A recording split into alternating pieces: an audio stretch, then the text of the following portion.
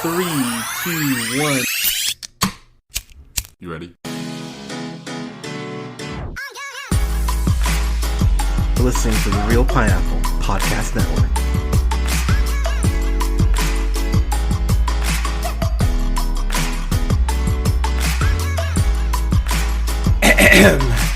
Good evening, everybody. Thank you so much for listening. Happy holidays. This is Hunter here from the Real Pineapple, and I've got two amazing guests here. I've got my wonderful, beautiful, talented girlfriend, Alea here. Alea, how are you, dear?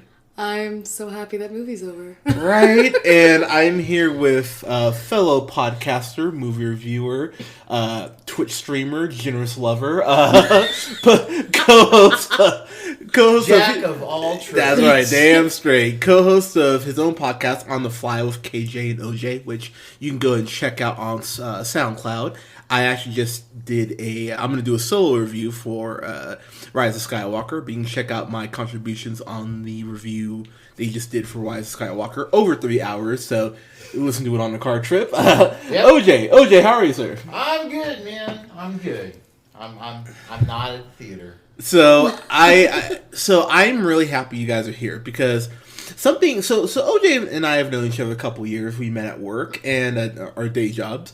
And one thing I really appreciated as we've gotten to know each other is that OJ and I really realized that we're big theater nerds. Yep. I wasn't really aware of that until maybe about a year ago, and I was like, oh, that's pretty awesome. So we both have a genuine love of Phantom of the Opera. Not the Russell Crowe version, but we both do love just theater in general. I mean, honestly, for being completely honest, pro wrestling is pretty much theater. It's the modern day theater, as it were. Absolutely. And my lovely girlfriend Alea here, of course, being in choir, singing for years, she's very qualified and knows her theater as well. So we went and saw Cats earlier, and I'm really happy to her here because I can't remember the last time OJ and I went and saw a movie around this time last year, Holmes and Watson. Yes. Where I was like, man, if someone could hit me in the head with a hammer and just make me forget this, I'd totally take that at this point. Yeah. You were so angry through this whole movie. But, dude, this kind of broke me, to be honest. Like, I feel like the movie's like, your name is Toby. I'm like, no, it's not. And it's like, yeah, it is. No, fine, fuck it. The more I was sitting here, the more I felt like this is the most intense fever dream I think you'll watch this year. And honestly, dude, I'm gonna have to send DC fruit basket about Doomsday because I thought that CG was so bad. Holy shit, DC for BVS, I still have problems with that movie, but for Doomsday, I'm sorry. I thought it was the worst CG. Nah. This was. What about Steppenwolf in Justice League? I still send him fruit basket. Okay, just making sure. No, this hurt me in a way that it made me sad. Like, I haven't been sad watching movies. I mean, unplanned, but I expected that to be bad. I thought, just because of some of the talent, I went, maybe this won't be torturous. Like, maybe something will be enough to kind of pull me from the depths of my sadness. And I think we both agree. The first number they do, while I was confused and my jaw was kind of hanging open, like, what the hell? I thought maybe they could pull something from that first number I watched. Same. Everything after that, though, was a movie pretty much going like, oh, you had some hope? Well, guess what? It just basically, the movie just might as well be a giant eraser just wiping away my my happiness, because God, it's almost impressive when you fuck something up this bad. You know what I mean? Like you almost have to be like, it's like the Sean Bradley of movies. The more I was watching it, and this is directed by, and I think this is where my genuine anger comes in, because Tom Hooper, who directed The King's Speech, I'm a huge Colin Firth fan. I think he's just the cat's meow. Dare I say? But I love The King's Speech, and I thought Les Mis was excellent. And he did The Danish Girl, which I'm not over the moon about. I know, you know, a lot of people, because, you know, Eddie Redmayne plays someone who transitions. Doesn't mean it's a good movie. Sorry. He's done stuff that I went, okay, this shouldn't be bad. And this felt like a theater production, and I'm not saying Broadway. I'm talking community theater. Like, not even. Like I've seen, like I've gone to like with my friends when their kids put on a play or something out of elementary school, and it's been better than this shit. Like, I don't know what happened. I think that's where my fascination with this comes in, is because to have Jennifer Hudson, who is one of the best singers I've heard. I haven't looked it up yet, but you guys, I went and grabbed a daiquiri for this movie because I was not getting through this without a drink. Just to be clear. But you guys saw a trailer for the new Aretha movie. Yeah, it's a Aretha Franklin biopic, and I mean Jennifer Hudson, like from what she's done on American Idol, and since then she's always sung Aretha Franklin, and she's amazing in that style of music. But she's now gonna be starring in this biopic. It's called Respect, by the way. Oh, it is officially called Respect. Yeah. But I mean, her range is just amazing, and it's such a shame that she wasn't used more in Cats, because she really was the only good part of that whole movie, and there was so little of her. Yeah, so Jennifer Hudson, I mean, OJ and I have talked about Dreamgirls is an amazing, my God. Like, I remember the first time I saw Dreamgirls, I went, holy shit, because I do think that while, how do I phrase this?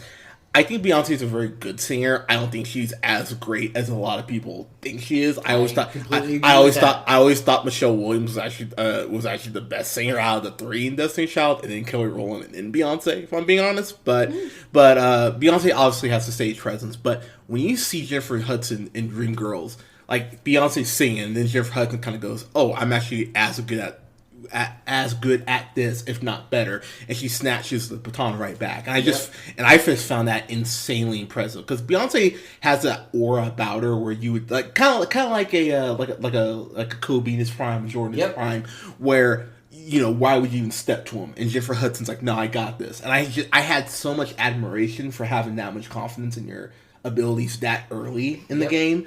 You know, there's a reason why she won Academy Award. I think she's incredible. But you get maybe 3 minutes, maybe 4 minutes of her singing out of this.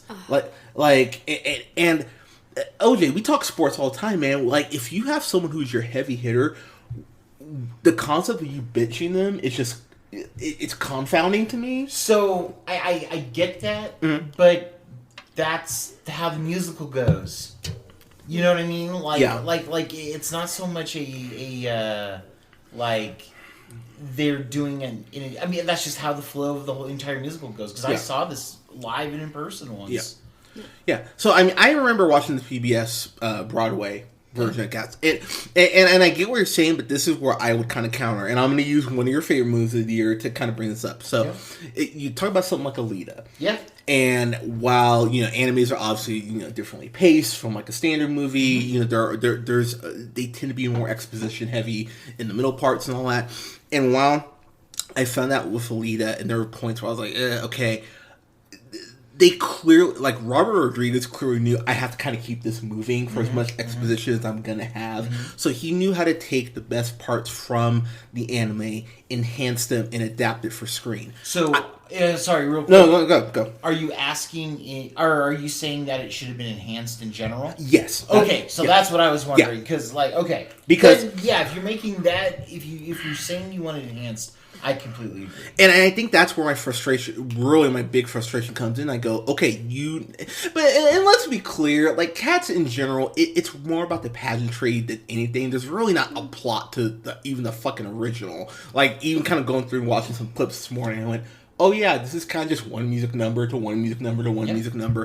And it's really more about the sets and how extravagant it is. And I think that's where I go, okay, you knew what you were adapting, so if you're not going to be able to make it work in this medium, then don't fucking make it. Don't waste almost $100 million, which, oh my god, when I think about that, it's like, oh god damn it, like, $100 million just flushed down the toilet. And I will say too, man, the way the cats look it reminds me of like a Shadow Colossus mod or something like that, where it's like someone went, okay, how can we make this scarier? I'll tell you right now, as a big fan of Batman Arkham games, if you replace all of the Scarecrow minions in the dream sequences with these cats, or if you want a more up to date reference, if you want to take Spider-Man PS4 and take all the Mr. Negative henchmen when you're in those dream sequences and replacing these cats and the cockroaches. Yeah, I don't know. I don't know if my brain can handle it, to be completely honest. And so getting past that first number, I'm gonna say right now, Rebel Wilson sucks. I am so overwhelmed with Wilson. Dude, whenever she's in something, and someone compared her the other day to Chris Farley, which I found genuinely fucking insulting, because Chris Farley, for as big of a guy as he was, he had some natural charisma, and he had some actual natural, like, ability. I mean, you go back and watch that Chippendale sketch, for a guy that big to be able to move the way he does, he has some actual fucking talent and could actually move. Rebel Wilson is just being, like, basically like the Michelin woman of singing. It's like, let me just, no, you know what? No, man, like, no one gets a pass on this fucking movie, because, you know what? I'm sorry, you knew what the fuck you signed up for. It's not like Rebel Wilson was just in this movie earlier this year, The Hustle, which I'm just like, goddamn, girl, who is your fucking agent? Where you keep getting these dog... When you keep getting these dog shit... Like Rebel Wilson maybe screwed her agent on a deal, and this agent has been out to, like, sabotage her career for the last 5 years, because between Pitch Perfect 3, between The Hustle, between this... Everything she does, I see her name on the marquee and I instantly get sad. I'm just like, why? No, because I'm just like, girl, you clearly don't give a shit, so why should I care about your warrants? And she plays, Jenny Annie Dots. Thank you. And her first thing she does is, oh, look, I'm big and fat. Oh, I fell off something. Shocker. Oh, let me spend 30 seconds of the musical number scratching my crotch. Yeah. And there's a legit scene. So I thought that it was overplayed when they were talking about how sexual this movie is. Nah, man. It is like, there is a scene where she is legit spread eagle. And I'm just sitting there, I'm like, what? And we're 10 minutes in. I'm like, God damn, can you, like, build up this? The movie's like, nope. And like, here we are. it's all out there is God intended. Yeah, she's like scratching right by her. I'll say cussy. I feel like that sounds worse. Yeah, I know. That does sound worse. But I'm just sitting there, and I was sitting in between Alea and OJ on purpose. OJ will tell you, I think I was maybe 15 minutes in and I was face palming. Yeah. Oh, yeah. Not even. Not even. And Alea will tell you, after that first number, my jaw was just like open. I was like, what is happening right now? And again, I thought the first number, there were a couple of moments at least in it, I went, okay, maybe.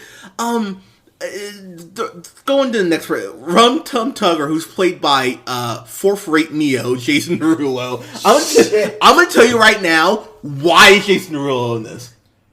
I feel so. The thing is that the Rum Tum Tugger is supposed to be this jellicle cat that is kind of rebellious. Yeah. And everything that he does has to be super big and camp and kind of opposite of the talents of the other jellicle cats. Yeah. And I feel like they picked Jason Derulo because they wanted to do a more like R&B, like different style, quote unquote, cat, but it just didn't work. It almost felt like those like Instagram videos that you see of like hip hop versus ballet.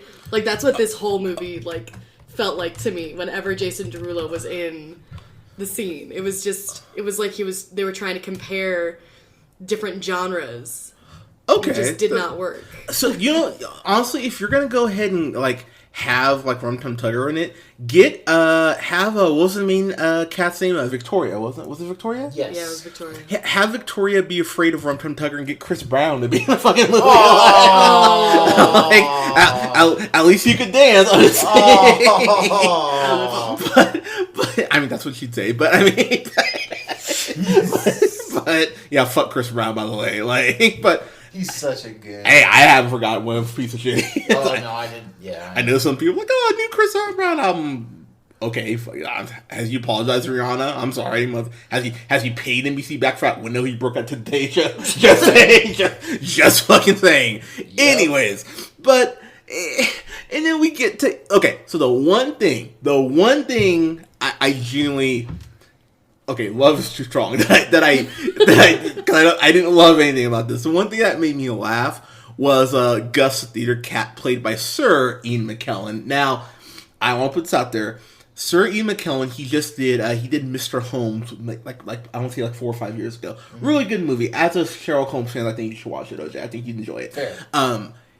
You introduced me to the amazing show Sir Ian McKellen was in called Vicious. Yes. Which is honestly one of my favorite TV shows ever. I fucking love Vicious. Oh, it's so good. And it felt like he was taking his character from Vicious into this movie. And that is about the only joy I got from it, because there's a point where Ian McKellen sings a little bit, but there's points where he's licking his hand, licking his fur. He went full cat. Yeah, he went full cat, but he But that's what Cats is, though. I feel like he took the camp and the over the topness of the actual show, and he was Ian McKellen in Cats. Yeah. If you'd done this adaptation. And if you'd taken him and put him in the actual theater production of Cats, it would have fit. Yeah, no, and that's fair. That's what I loved about his character. But he portrayed this exactly the way it read on the script. And as far as the campness, but again, he's a pro, so he clearly knew what. I'm sure he read this. He's like, oh man, I needed a wing for my kitchen. Sure, I'll be 10 minutes of work? Fuck yeah, I'm all about that.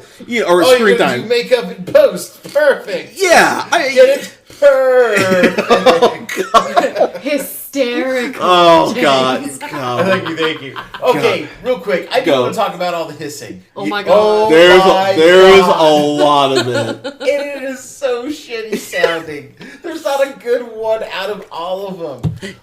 Sorry to interrupt you. It felt like it was done in post, to be honest with you. That makes it worse. Yeah, no, I agree. It felt like it wasn't happening in the moment, though, because it felt like it sounded like Bane in Dark Knight Rises at that point. but you know what I mean, where it's not naturally being done in the scene. I went, oh, that was clearly done in post. And the other thing, I don't know if you noticed it, but whenever the dance numbers are happening, oh my God, their feet were not attached to their bodies. They were like 6 inches away from their bodies, and they were floating. I did not see that, dude. It's bad. I didn't notice it until the main actress was kind of doing her ballerina stuff, and I went, wait, why is her foot not attached to her ankle? Is she Kunta Kinte? Is that why her foot's not connected? I'm not gonna lie, I'm really proud of that one. But once I noticed it, I couldn't unnotice it. It was. I felt like I was watching Wizard of Oz, but the Great and Powerful, it's a foot instead of a head. I was like, why is this floating like that? And it's really off-putting once you notice it. I'm sorry. Go ahead. No. I was just saying, it's just I found it would snap me out of the movie. What very little I was in it. You know what I mean? Every time it was just jolting. Yeah. Each hiss. Each one. Okay. Music major. Talk to me about Ian McKellen. You're because I didn't think his scene was bad. I actually thought... No, I feel like the character of Gus the Theater Cat is this kind of old washed up actor who's now frail and he's got all these issues, but he used to be this, this big, huge artist. Yeah. So I felt like his number fit. Yeah. And I felt like his portrayal of his character was very, very good. I didn't have any problems with it other than the fact that if they had done the whole film in the style that Ian McKellen brought to the film, then it would have been really beautiful and well placed. Okay. But I feel like because he tried to bring in old camp and they were trying to do all these weird genre interpretations and us versus them and hip hop versus ballet and all this crazy shit, then it didn't fit and it was more comical than it should have been. But if they'd done it in the style that he introduced with his character, it would have fit perfectly. Okay. That's an interesting way to look at it. Yeah. Okay, so I have to get to James Corden. I've been... Okay, so James Corden, I have to default to you guys here, but you guys have both told me how great he is in Doctor Who. Yeah. I haven't gotten there yet. I'm sure he is. And I've seen him So Alea and I, we really both enjoyed the hell out of Ocean's 8. But Alea will tell you, when James Corden popped up, my first thought was, why? Like, I said that out loud. Like, why is he in this? Like, it's a mostly female empowerment movie, and James Corden pops up. I'm like, all right, cool, I guess. It's like your uncle who you haven't seen in 10 years popping up at your graduation. You're kind of like, all right, I guess it's cool you're here, but I don't really need you here. You got some money? Yeah, exactly. But James Corden, he plays Buster Jones. Really, that the fucking character? Yep. Yes. They are all original character names, though. There are no new characters in this film adaptation. And we'll say that. And Cats is just a weird ass musical. It really is. Yeah. It is. And okay, so James Corden, they managed to just have him wearing like a sign that says "I'm fat," because that's all his number was. It's like, oh, he loves to eat. Well, that's his number in the musical as well. But I think my whole thing is too, like, I mean, I don't know. It came across mean-spirited for James Corden. I don't know. Like, I was kind of sitting there watching. I was like, really? This is what you're going to give James Corden? But that's his only number. He doesn't really sing outside of that one number. So I think I would have had less of a problem with it if he had something else to do. But he's pretty much Guy Rebel Wilson. It's like, oh, I'm going to be fat. Whoop-de-doo. And he's, like, diving in the food and, like, eating those cockroaches, which are so horrifying. Yes. So they during Rebel Wilson's number, they show these like mice, and the mice look very weird, like really uncomfortable. Like, you know what it reminded me of? It reminded me of Alice in Madness. You remember that game? Oh, I do. I do. Like, yeah, it reminded me of that gothic Alice in Wonderland game. Both of them. And I was like, oh my god, this is fucking creepy. but then when I thought it couldn't get creepier, they showed the cockroaches, and the cockroaches have like human-like faces too. Yeah, it's really. And they like look terrified as they're dancing. Yeah, it's really off-putting. But Buster is just eating everything. Like there's a giant lobster lobster. He just eats it in one bite. Like Jenna Jameson, and then like the She's retired. Yeah, I know. Stay away from Tito. But then, and then like he's like eating these cockroaches and all this stuff, and you're just sitting there like, all right, this isn't really anything. And so the scene where they just enhance, like, just if in case it wasn't subtle enough for you, he's on one edge of a beam, and this one guy jumps down like seesaw style, and he looks at him and goes, oh yeah, I'm too fat. You can't do that. Why don't you go ahead and get like 2, 3, 4 more people? And then they get an actual weight, which where they got this weight from, no fucking idea. And they trash cats. They can find anything, I guess. A 20-pound weight just from fucking nowhere. That's why I put in the I guess. I'm just like, God, like, can you fucking, like, I can let shit go, but there was just like 15 minutes in, this movie is just like, okay, so there's that. And then Idris Elba, who OJ and I will say, OJ said glowing things about Idris. Oh, yeah. OJ thinks he's an incredible actor. I think he's one of the best actors we have working right now. Goddamn, as a McCavity, I felt like I had a cavity watching this shit. Like, it was painful. Okay, this is like Bagger Vance with a cat, because he's just mystical and spiritual and just like super Negro, basically. Like he was doing a lot of cat napping. Oh my god. Not wrong, but terrible. What do you need in golf? A caddy. But guys, this movie. You know, I just want to say real quick. Yeah.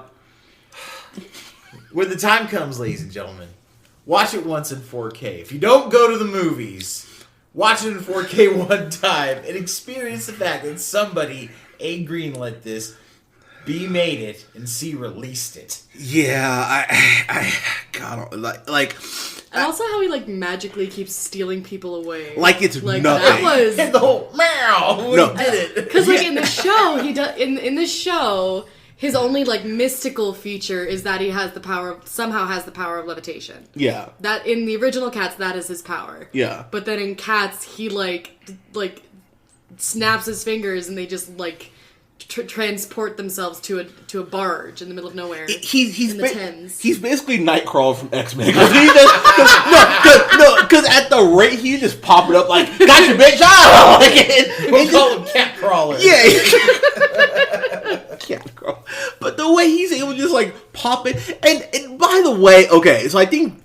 And this is just me being angry about the scene in particular. The way that McCavity tricks Bustopher Jones after he just ate all his food. He's like, oh, you look like you've eaten for 2 weeks. Like, hey, look, there's all this food at this bottom of the trash can. And everyone clearly knows that McCavity is an asshole and has these powers. So I'm sitting there watching this going, okay, are you really going to be that dumb enough that there's all this food that's like right underneath you, but there's this food in front of you where this evil cat just said, hey, eat from right here, and you're not going to go, something suspicious about this. Yeah. It's like, god damn, like, and again, 15 minutes in, I'm like, fuck, movie, like, can you build up your stupidity and not just throw it all at me?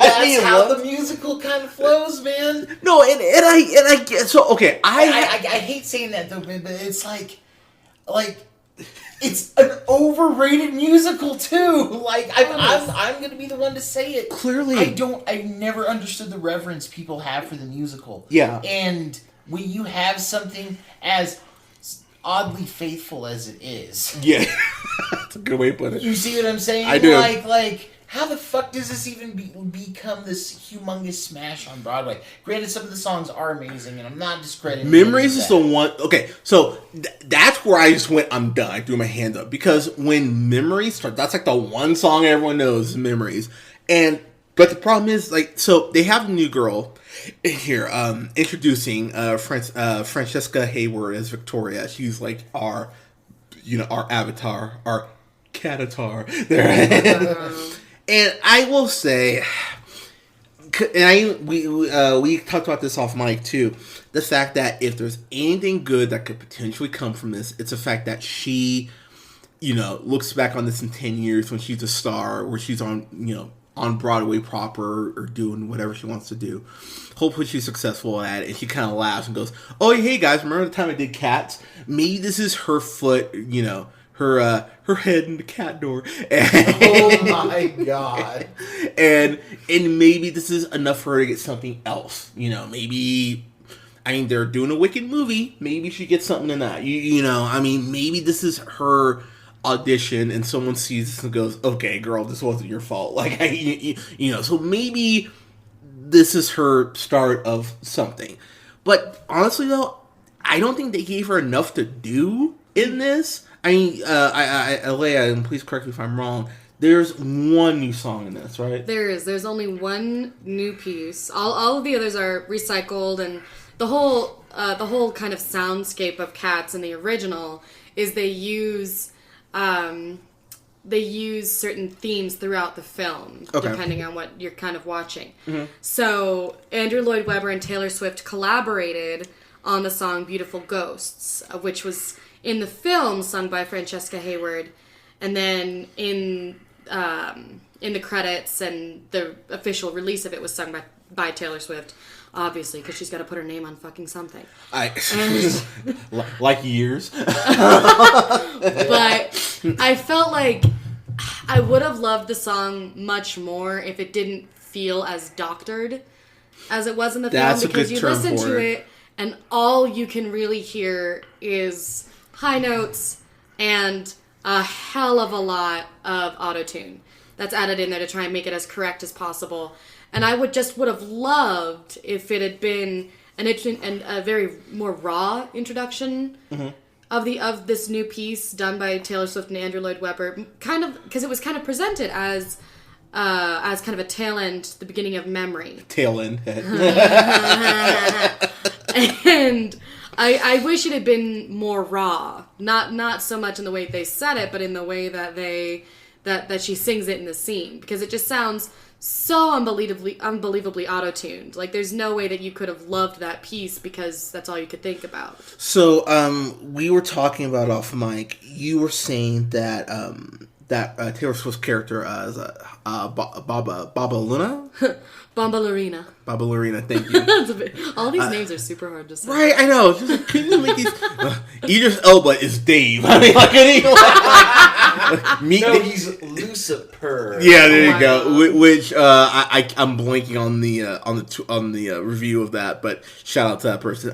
Didn't you say that Taylor Swift's character though was connected to McCavity's character as far as like No, so in the film adaptation of Cats, they set Bombalurina as like McCavity's kind of like head girl, head like prostitute almost. That's kind of how McCavity comes off in this film. Okay. But in the original theater production of Cats, Bombalurina hates McCavity. Okay. And she is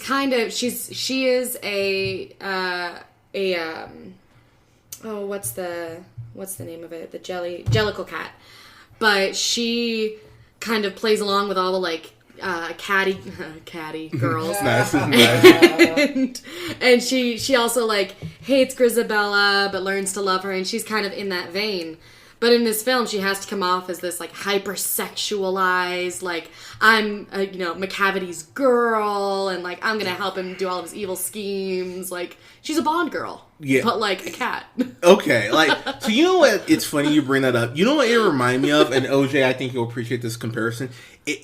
Taylor Swift kind of trying to be like kind of that, like that. That boss bitch, as it were. It reminded me so much of Rachel McAdams and Sherlock Holmes trying to be a femme fatale. I'm just like, this does not fit. Like, you don't have the tools to pull this off. Yeah. You know what I mean? I do. And you should stop trying because, like... Like I remember watching Taylor Swift's Bad Blood video, and people were like, "Oh my gosh, she's so like edgy." It's like, God damn, your definition of edgy is clearly different from mine because it's like, oh, she has a red wig and she's in leather. It's like, oh, cool. Is October 31st? No, cool. I don't give a shit. It's like, but her doing the whole like. So she basically drugs all these cats during her number with catnip. I'm like, pink magical catnip. Was it pink or gold? Oh, gold. I thought it was gold.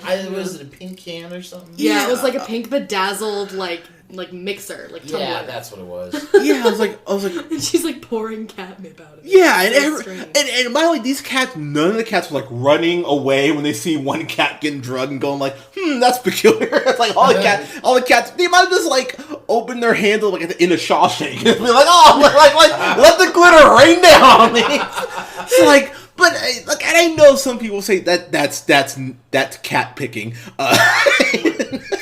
Oh my god! I know, I could know myself, but at some point you have to apply some logic. I mean, look, OJ, and I look. I don't bring it up. OJ is not a fan of Rise of Skywalker. To each their own. He pointed out some stuff. I pointed out some stuff, and we were just kind of like, okay, fair enough. The thing about this movie is that it is relentless in how goddamn stupid it is. And the more I'm sitting there watching it, the more I felt genuinely insulted. And at some point, I have to go, if you're not even making me entertain, because look, even like I bring up something like Joker, like not the biggest fan of it, don't think it's perfect. I enjoyed the hell out of it. And even the stuff that I was like, okay, I can only ding it so much because of my enjoyment. I felt like I was just in a room and someone just shoot me with a pellet gun over and over. I'm like, please make this stop. Damn. I don't like feeling this upset. And Ray Winstone is in this as Growl Tiger, and Ray Winstone, oh my god, they should have just had this cat with a little asthma inhaler because like he made a hiss sound too. That was, oh man, god, dude, it was like the heaviest hiss ever. Though it was like someone on like my 600-pound life hissing at you. It's like just like what, going to the bathroom, walking from there to there. Yeah, no, like it felt like Axl Rose in the VMAs when he ran out on stage. It's like he was just huffing and puffing. I was like, all right, watch out. Alert the 3 wolves. He's gonna hurt 3 pigs, whatever. But okay, have we covered everyone in this? Okay, Judi Dench. We are not talking about Judi Dench. We are not. Okay, so again, Judi Dench in that same vein as someone like Sir Ian McKellen. She's M. So therefore, off that alone, she's amazing, and I have nothing but respect for her. I have to say though, She is probably the most over-sexualized person in the film. She's one of them. She is. Because she's one of them. I wouldn't say she's the most, but she's definitely one of them. Because near the end, like, they have her putting her leg all up. Where oh my god. So there's this... So after... Sorry. So, like, no, go ahead. So after Gus, the theater cat, does his performance because they all have to perform their own musical numbers, and they're judged to be chosen to go on to the next life, right? And Judi Dench plays the role of old Deuteronomy, who is the kind of matriarch of the Jellicles. And the whole point of being a Jellicle cat is having some sort of talent that sets you apart from all the other cats. Oh, the irony in that. Sorry. I know. Sorry, go ahead. So, but like the moment Gus the theater cat or Serene McKellen shows up, they start making just really weird eye contact that makes you think that they were like old flames. Yeah. Which is kind of, concerning because, you hear about old Deuteronomy's like offspring going on and doing amazing things, and you're like, "Oh shit, now Ian McKellen's here. I don't know what to think now." But like as real. I didn't even think about that. Yeah. And so as his piece is going on, and like towards the end, her like she's like curled up in this basket, like kind of like paint me like one of your French girl style, and she's like lifting her tail, and it's twitching, and she's like making eyes, and towards the end of it, she like lifts her leg seductively, and you're like, I don't want to look at an 89-year-old's crotch here. Yeah. Like, I feel like I'm violating you, and you're violating me, and this is just a whole bad thing. But like, I feel like the rest of Dame Judi Dench was pretty good. Yeah, I felt like she tried to bring in the same camp that Ian McKellen did. I mean, but that's just fair. Not as well because of how sexual they kind of made her. Which I mean, look, if we're gonna play I'll go here with it. They really, like, I'm sorry, Jason Derulo, he's not sexualized. Idris Elba's not sexualized. Like, really, they go out of their way with a lot of the female cats to make them. I mean, God, these women are playing cats. You're still it's like, God damn, like, and you wonder why women are pissed off sometimes. If they had made it any more sexual, they would have gave him 4 more tits. Like, honestly, yeah. Oh man, it would be a furry movie, man. Yeah, and I made the joke to OJ off mic. I can't remember if it's Matrix Revolutions or Reload or whatever, but that whole rave scene. Yeah, I made a joke like, what if we get a scene like that in there? And we really do. That whole catnip scene with Taylor Swift. That's damn near an orgy. Like, they're all like sniffing each other, and like their tails are twitching. They're like nuzzling weirdly. Yeah. But like the CGI makes it so that they're not actually like touching. Yeah. It's weird. And look, I remember watching PBS play like the original Broadway production, and while the play is fucking insane, like insane. Don't get it twisted on that. You can at least see them like in like, leotards and their makeup and all that. So at least you can put a human element to it. Mm-hmm. What's so confusing about this is that this movie technically starts off with a human because Victoria is thrown out of this car by a human. You can clearly see a human hand and everything, but there are no humans in this at all. You never see a human throw out their trash or like walking down the street. Nothing. So you try to connect with this world. It's really confusing when you have something like that. The CG on the women too. There's no outline of boobs. There's no outline of dick. There's nothing. So everyone looks like a fucking ironing board, or in Rob Wilson's case, a really wide ironing board. and it's really off-putting and just confusing. And I don't know if we saw the, quote, enhanced visuals, unquote, version of Cats. I'm assuming we didn't. I don't know how you enhance this. I almost whispered over OJ at a point. I totally forgot to because I was so pissed off. I was shaking. I was like, oh man, I didn't know they made a Crash Bandicoot movie. That's fucking crazy. Because that's what it looked like. It looked like original PS1 graphics Crash Bandicoot. And honestly, that might be too unfair to Crash Bandicoot because some of this shit looks so goddamn bad. It looked like a lot of the effects weren't even fucking finished, especially on the backgrounds, especially. Oh, yeah. They all look like the offspring of Sonic and the Princess from Sonic 06. Oh my god! When they hypersexualized that. Yeah. No, that's.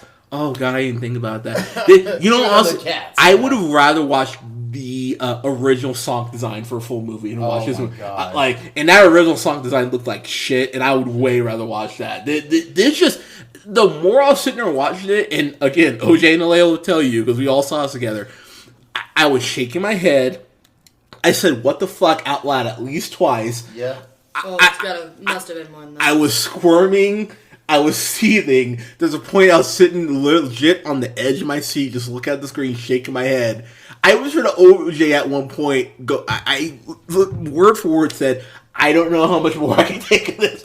If I wasn't with you two, it might have been enough to make you walk out. It might have been. It honestly. So I've made somewhat of a big deal on the podcast about this. I have never walked out of a film. I've got close a couple times. Shrek the Third being one of the things. I fucking hate Shrek the Third. If I ever meet Mike Myers, I'll kick him in the dick for that and Love Guru. I can't fucking stand Shrek the Third. Anyways, but I've never walked out of a film. You were real close. I was real close, man. Because they'll tell you, too, the moment the credits roll, I was out. I didn't even wait. I was like, goodbye, because I couldn't even be in the theater anymore. I think you must have checked your phone at least every 2 minutes during the second half. Yeah, because that second half was dragging. I was like, can this be over? This is 142 minutes. It felt like over 2 hours. This really was dragging in a way I was not expecting. I'm gonna have to watch Justice League or something later today, something that I really like. Right. You know what I mean? Same. As a palate cleanser, and OJ and I, so Alea made her coffee. OJ and I went to a dispensary earlier this morning because even OJ is like, yeah, dude, I don't think I'm getting through this without smoking a little bit. Yeah. So we smoked a little bit. We had a couple of mimosas. We gave this movie every goddamn chance to try to be okay, and it couldn't do it. And again, as a theater nerd, if you want to watch a musical, watch Wicked. Wicked's amazing. Fuck, watch Hamilton. Hamilton's great. Watch Rent. Literally anything else. And you know, it's funny. I watch the recording of the actual performance of Cats instead. It's funny because we watched the original Broadway. The girl sing Memories, and Elaine Page. Thank you. Watch her sing it. She's amazing. I was like, damn. And I think something that actually worked to the film's detriment that you showed me, OJ. We were watching the original Phantom, and I'm blanking on the actor's name. Michael Crawford. Thank you. Oh my god. So no one even sniffs his fucking jockstrap in this movie. Yeah. No one. And he's got that song's what, 4 minutes? Yeah. So I got chills watching that this morning. Right. I never even came close to feeling chills outside of the chills of, oh my god, I'm so pissed off. Gerard Butler fucking sucked in that, man. Yeah. And he couldn't even fucking, he just whispered the Phantom's songs, fuck that because shit. he's not trained. He's an actor. He's not a singer. Yeah. And I think when you do a movie like this where they're doing a film adaptation of big pieces that are done by Andrew Lloyd Webber, you have to be able to have people that can sing. Yeah. And I think that's Jennifer Hudson in Cats is the only part that I did like about Cats, is that she could 100% pull off the range in that character of Grisabella. Yes. Yeah. So, and honestly, she was really the only good vocalist. I don't like Jason Derulo. He's got a good range, not his style. I don't like Taylor Swift. Yeah. I like the one girl, that Francesca girl. Yeah. No. So she was good, but again, I couldn't like her because of how doctored her vocals were. If I heard her do a live version, then I might like her more. That's fair. But I feel like I couldn't grow to like her because I couldn't actually hear her. I'd rather watch Little Mermaid live. I'm gonna be honest, dude. Because, dude, at least I could laugh at Shaggy being Sebastian. That's true. What about Peter Pan live? Peter Pan with the Lost Boys. Yeah, no, I know. I'm kind of thinking. I'd rather do Little Mermaid than Peter Pan. No, but he's asking would I rather do Peter Pan or this? I think I'd rather do Peter Pan because I think it's shorter. Okay. What about this or Hellboy? Oh, fuck. I gotta ask, Bill. Oh God, I don't know, because How long is Hellboy? Hellboy's like, I think Hellboy's like the same amount of time. It is. Fuck. Oh god, I'm really sad you asked me that. I think I'd rather do Hellboy, but I wouldn't be happy. Well, I mean, Hellboy doesn't sing. Yeah, so. because at least Ian McShane's in it, and there's that one goblin fight scene that I liked. But that's like, yeah, I mean... What kind of world do we live in where it's a possibility that somebody says, hey, you want to watch a movie? Yeah, sure. What do you got? Well, I've only got 2 movies, Cats or Hellboy 2019. It's like, what would you rather have? Get hit in the head with a brick or some girl kicking the dick with a stiletto heel? Like, neither, preferably. So getting the final thoughts here, I just... It's actually impressive that they made this so bad. I'm so happy this made no money. This made $6.5 million this weekend on a $95 million budget. While I am not spoiler alert, I like Rise of Skywalker. Don't love it, don't hate it, but we'll get there. This movie. This is a weekend where neither film deserved to make what it made. And I really do mean that. Because Rise of Skywalker, while I think it's a okay in to what we got, the fact it made, what, like 140? Something like that? Yeah, so that should have been Solo's opening take. This should not deserve to make what it made. Cats did not deserve to make $6.5 million. In a perfect world, it made less than $1 million. Because this is a lesson to all you studios.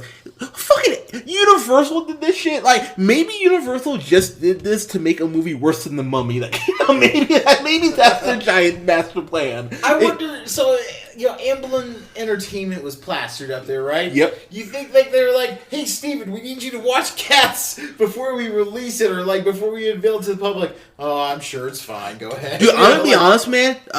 West Side Story comes out next year? I'm terrified about that now. Yeah. Because I love West Side Story, and Spielberg's doing it, and I'm like, I don't know, man. I don't know if I want another musical, because this had a good pedigree behind it. It so, did. so I mean, oh fuck, I didn't think. God damn it, I didn't even. It makes me so. Yeah, exactly. But okay, so the last thing I will say, that whole little tap dance thing that Rebel Wilson did, and then she puts her hand on a mousetrap. That was 10 minutes and I was like, cool, I'm already out. I was like, I'm already annoyed to shit. Alea will tell you too. They'll both tell you. It's actually on my Facebook if you ask me as a friend. I have not played a game in an arcade in so long. I legit cashed in $1 I had in my wallet just to play Terminator Salvation so I could shoot something to calm down. And I will say, shooting Terminators did make me feel better. If I could get that on PS4 right now, I totally would. Not that new shitty game they put up, by the way. But so I'm going to give this a grade I've never given, and I don't know if I'll ever give. I might have given this once before. In 5 years, I might have given this grade one time. Because of Francesca Hayward and because of Sir Ian McKellen, I'm going to give this a high go fuck yourself. Just because it's depths of hell, but it's like a half a ring up because some people actually tried. This will be something I would honestly buy on Black Friday when it's like $10. Because I'll tell you right now, this shit will be on HBO within 5 months. This will maybe be in theaters another 2 weeks. Maybe. I think this will be like Jim and the Holograms when that came out. You remember? Well, I mean, it's kind of similar because Jim and the Holograms, I think, had like a $40 million budget. I think it made like $3 million opening weekend. And then I can't remember who the studio was. They were like, oh fuck, we're making no money. 2 weeks later, that shit was gone on Blu-ray in like 3 months. Yep. I think this is gonna be. I think that'll be Cats in a nutshell. I think Cats are gonna. Cat Special Edition, the litter box. Go ahead. the litter box edition. Oh, that would be the best. Yeah, the catnip edition. But I think this will be on Blu-ray and digital by like mid-April. And if it comes out around 420, that would actually be perfect because I think you have to be high to watch this fucking movie. This is a high go fuck yourself. I'm still angry about this movie and the fact that you think about all those film students who are like working away who someone in film school right now has a great fucking budget. And Oh my! Actually, I just thought something. What was the budget on Bumblebee? I think about the same. I want to say it was like 95 million. That sounds right. 135 million. Oh, Okay, so this was 35 million. No, regular, go fuck yourself. Nope, fuck this movie. Fuck this movie in every fucking way. Nah, the fact that Bumblebee was District 9 cost less to make it look better than this. No, go fuck yourself movie. Not even a high go fuck yourself. Nope, regular, go fuck yourself. Fuck this movie. This is so my top 10 worst stuff. Fuck everything about this movie. All right, I'm done. Okay, go ahead. Well, so that. here's the thing that pisses me off the most about it, because I really did my best to come into this with an open mind. Yeah. For everything that I think it did right, because there were certain looks, certain scenes that I thought worked well in the moment for what they're trying to actually, convert here. Yeah. And I said, okay, I see where you're going. I see why. Let's see if the music and the singing and everything carries it. Mm-hmm. For me, the first checkout was 10 minutes in when Rebel Wilson showed up. Yeah. Occasionally they pull me in and I fall right back out. Pull me in a little bit, fall right back out. And each time I fell more and more and more. Okay. And that's key, because if we're just falling the same level, then it's not... Oh, yeah. Yeah. And I gotta say, man, I really wanted to give it a chance. I don't think I'll ever buy it. But I would likely watch it again under very intoxicated... That's fair. In an intoxicated state, if it was on, Netflix or whatever the fuck it's going to go on down the line. Yeah. One of those, right? HBO Max. Something like that, right? I'd watch it there. Yeah. Just to, be with somebody oh, you haven't seen Cats? So we'll watch this shit, man. Aside from that, though, I really loved how Jennifer Hudson sang Memory in this. Yeah. So what is the one? It's the one part I felt some I felt like catharsis. Thank you. Yeah. You're welcome. I thought it was so good that now that you've said something, Yeah. I am going to give this a high go fuck yourself. Okay. Fair. For her performance of that song alone. Yeah. Because I can't knock it at all. Yeah. Even when she does the half sing and you could tell it's a mixture of being fed up and tired and sad and everything, when her voice actually breaks before she really fucking belts it out. Yeah. I thought that was fucking amazing. Absolutely amazing. For her doing what she's doing. Yeah. In pure voice work and the way, I actually could see past that bullshit CGI makeup.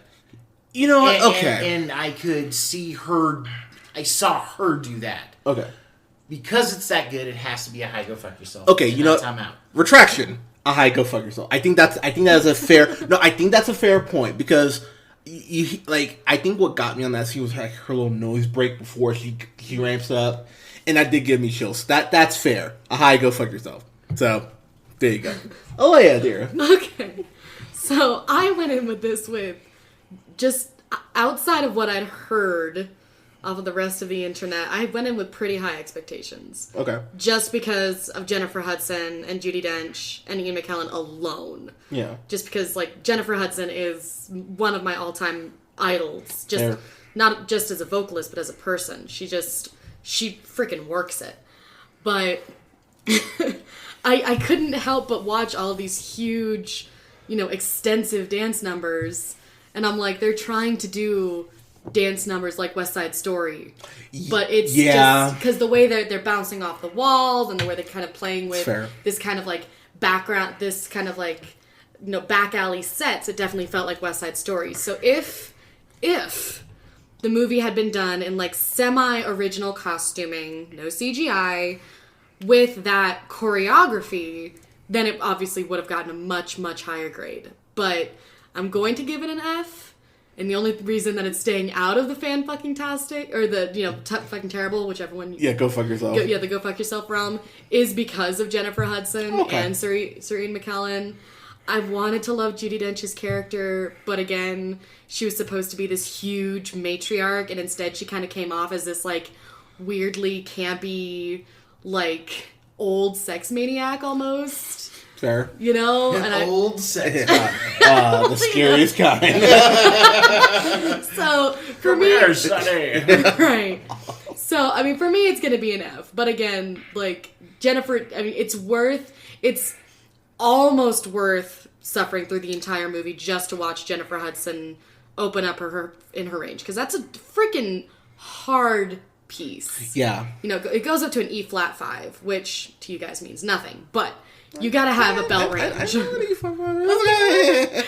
you gotta have you gotta have some range for that. And she can go leagues above that just as a vocalist. But the fact that she puts so much emotion into her character, that's what's keeping it out of, a lower grade for me. Okay, fair enough. You know what's funny? I was sitting there the whole time when Taylor Swift was singing. I was like, oh, God. Why did no one call Idina Menzel?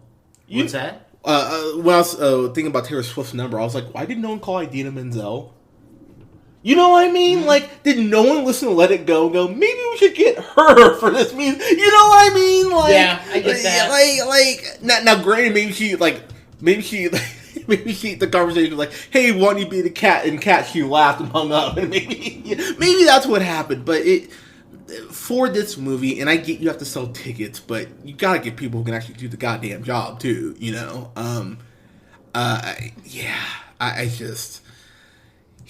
This was shocking to me. And this is the second year in a row OJ and I have seen a movie together. We saw Holmes and Watson last year, and I was pissed off that whole time watching that shit too. So I mean, totally threw off your top 10 worst stuff. It did, and this is throwing off my now. My number one is a lock. If you've listened to the podcast over the last couple months, you can probably tell what my number one least favorite film of this year is going to be.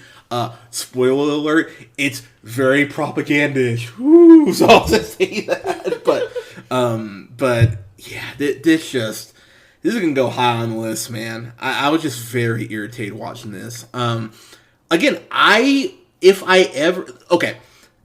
you need to watch this, if you're just that big of a theater nerd or you're just that morbidly curious, I can't stress this enough, see it with someone. Yeah. Because if I had seen this by myself, you would have walked out. I think this might have been the one to break me. This might have been the bane to my Batman. I might have just been like, fuck, okay, you win. But see this with a group. The more people you see this with, the better. Honestly, if you rent out a row and you guys take like an Uber XL and you get like super drunk and just like do a mimosa brunch and then go see a shit and just laugh and cackle at it, it would do that. But do not see this by yourself, because if you see this by yourself, you will not find enjoyment out of it. I think you'll just be very upset. So yeah, so guys, have you seen Cats? God help you if you have. Let us know what you thought in the comments below. Before I get to all the stuff where you can continue to find us, OJ, tell the people where they can find you, sir. Absolutely. You can find me on SoundCloud with my tag team partner, KJ. We have a podcast called On the Fly with KJ and OJ. Our Twitter is at KJ and OJ spelled out. That is KJANDOJ. My personal Twitter is at the O to the J, and that's with the number 2 in there. My Twitch link is twitch.tv/O2 the J. Nice. And dude, let me know. We got to stream Marvel Ultimate Alliance. Yes, we do. Yeah. And you can find yours truly on Twitter at JHunterRealPineapple. That's REEL Pineapple. You can go and like us on Facebook at The Real Pineapple. And you can find us on SoundCloud, Apple Podcasts, Google Podcasts, Podbean, Stitcher Radio, and Spotify at The Real Pineapple. Don't forget to like, follow, share, and subscribe. Guys, thank you so much for listening. We'll have reviews up this week for Home Alone 1 and 2. I will have a review up for A Medea Christmas, which I told myself I'd watch. It's actually the one Medea movie I can't recall anything about it, so I don't know if I've seen it. My brain, just put it in that box of my mind where it's just like, you don't need to remember this or what. So I'll have a review up for that as well, and I'll have a review up for Little Women as well, which and The Irishman, which I'm really excited to watch. Little Women. I'm really giddy to watch that.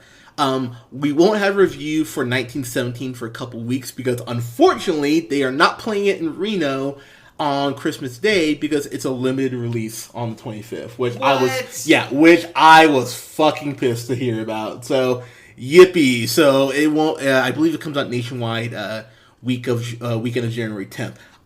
Which is also my company's holiday party, but fuck it, I'm finding a way to see it that weekend.